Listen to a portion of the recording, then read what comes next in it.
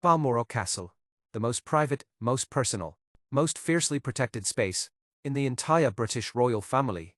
The place where they go to be a family, away from the cameras, away from the protocol, away from the performance of monarchy that defines every other corner of their lives. Diana loved Balmoral. William grew up there. Queen Elizabeth drew her last breath there. It is sacred ground, in the royal sense, in the family sense, in every sense that matters to the people who call it home. And Princess Anne, the woman who has served that family and that institution longer and harder than almost anyone alive, has reportedly made a decision about Balmoral that has sent shockwaves through the palace. Camilla is not welcome. Not this time. Not after what happened. Not after a clash so furious, so personal, so rooted in everything that has been building between Anne and Camilla for years, that the gloves, finally, completely, came off. This is what happened. Before I tell you about the clash, let me tell you about Balmoral, because the significance of being excluded from it is not something you can understand without understanding what the place actually means to this family. Balmoral Castle sits in the Scottish Highlands, 57,000 acres of land that the royal family has owned since Prince Albert purchased it for Queen Victoria in 1852. It is private, not a crown estate, personal property of the monarch, which means decisions about who is welcome there and who is not belong to the family, not to the institution, not to the palace's communications team, not to the PR strategy of any given year, to the family. When Queen Elizabeth was alive, Balmoral was where she spent her summers, where she invited the people she truly trusted, where the annual summer gathering of the royal family took place. It was Balmoral where Diana first visited, as a guest before her engagement to Charles. It was Balmoral where William and Harry were sleeping the night Diana died. It was at Balmoral where Queen Elizabeth died in September 2022, surrounded by her family in the place she loved most. The castle carries decades of the family's most private moments. Its guest list is not managed by protocol officers. It is managed by trust. And Anne, who holds the moral authority of the family's longest-serving senior member, has decided that Camilla has not earned that trust. Not this time. Not after what happened between them. The relationship between Princess Anne and Queen Camilla has always been one of the most carefully managed silences in royal coverage. Everyone who follows this family understands, at some level, that it exists, that there are two very different personalities, two very different understandings of what the monarchy is for, and that those differences have never been fully resolved. Anne is old school in the best sense. She believes in service, in showing up, in the kind of quiet, consistent dedication to duty that does not require applause or rehabilitation or the palace machine working overtime to make the public accept you. She has never needed any of that. Anne has earned her place through decades of work that nobody can question or diminish. She is respected not because the palace managed her image but because she has simply, year after year, done the work. Camilla came to her position through with a completely different route, through a relationship, through an affair, through the 30 years of careful, managed, institutionally supported rehabilitation that eventually produced a crown. Anne has watched all of it, every year of it, with the particular quality of attention that those who have worked too hard for too long give to those they believe have not. The tension between Anne and Camilla is not new, but the furious palace clash that sources describe as the trigger for Camilla's Balmoral exclusion is something different, something that escalated beyond the managed, contained, publicly invisible tension of two women who have never fully liked each other, something that boiled over. Sources close to those inside the palace describe what happened as one of the most intense private confrontations between senior royals in recent memory, not between William and Camilla, though that story has been well documented on this channel, between Anne and Camilla. Two women, two completely different understandings of what the royal family owes its members and what its members owe it.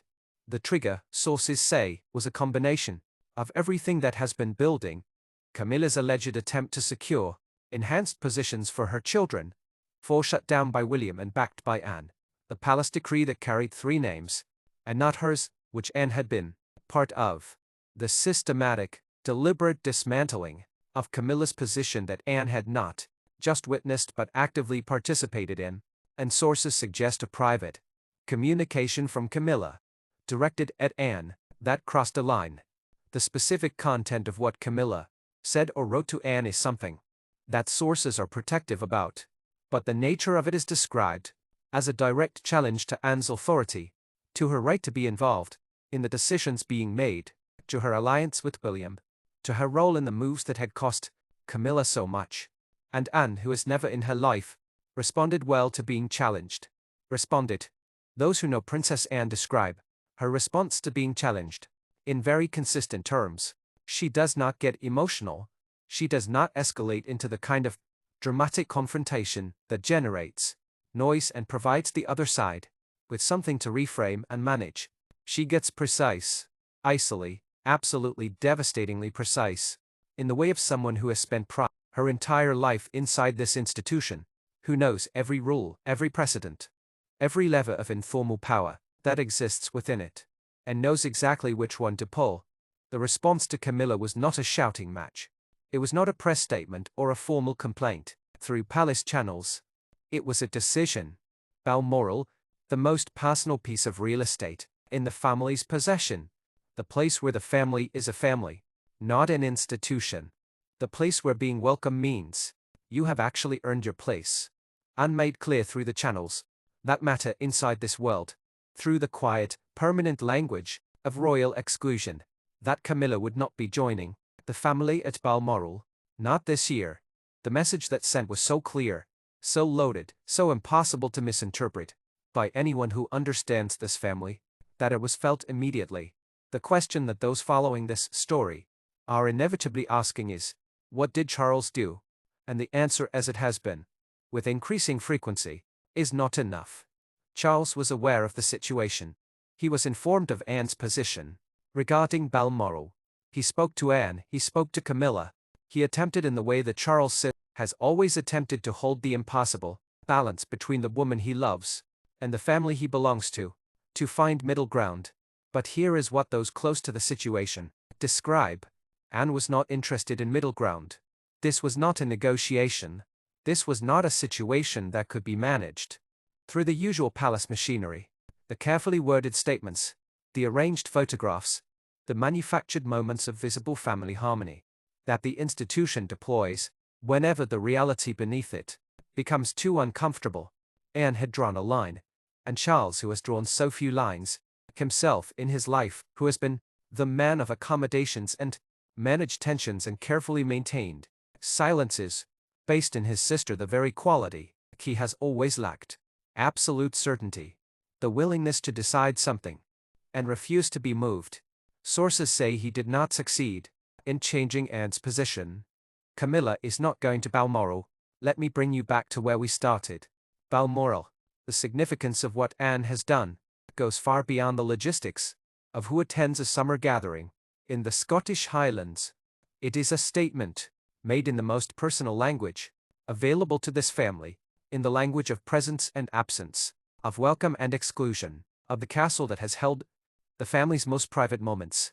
For over a century, Camilla has spent 30 years trying to become part of this family, not just formally, not just institutionally, actually, in the room, at the table, in the private spaces where the real family exists behind the public one. And Anne, with one decision, communicated through the channels that carry maximum weight inside this world, has said, not here, not in this place, not in the space that belongs to the people who earned their place in this family through something other than ambition and patience, and the willingness to wait out another woman's life. Diana spent summers at Balmoral. William grew up there.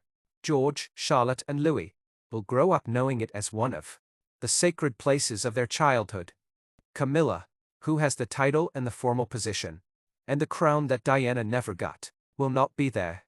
And the person who made that happen, quietly, precisely, in the way she does everything, is the woman who has been watching for decades and decided the time had come to act. There is a version of this story that the palace would tell you, if it were telling any story at all, which it is not, because Buckingham Palace has declined to comment and will continue to decline to comment. in which this is a private family matter, a misunderstanding, a temporary friction between senior royals that will resolve itself in time. I don't think that version is accurate, and I don't think you do either.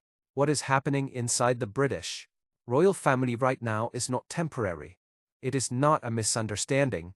It is a reckoning, ongoing, moving at the pace that William and Anne have chosen for it, which is to say steadily and without the kind of urgency that can be managed. And shutting Camilla out of Balmoral is not an act of pettiness or personal grievance. It is an act of definition, of saying in the clearest possible language what this family is, who belongs in its most private spaces, what the standards are for the people who call themselves part of it. Camilla met the formal standards. She has the title, she married the king, she will be queen for as long as Charles lives, but the other standards, the ones that are never written down, never enforced through official channels, never subject to legal challenge, the standards of trust, of belonging, of having actually earned your place in the most private rooms, those are Anne's to enforce. And she has enforced them with the precision of someone who has been patient long enough. Drop a comment. Do you think Charles will eventually change Anne's mind? Or has this one landed permanently? New video tomorrow, same time. This is North Wire. The Crown has secrets. We uncover them every single day. See you tomorrow.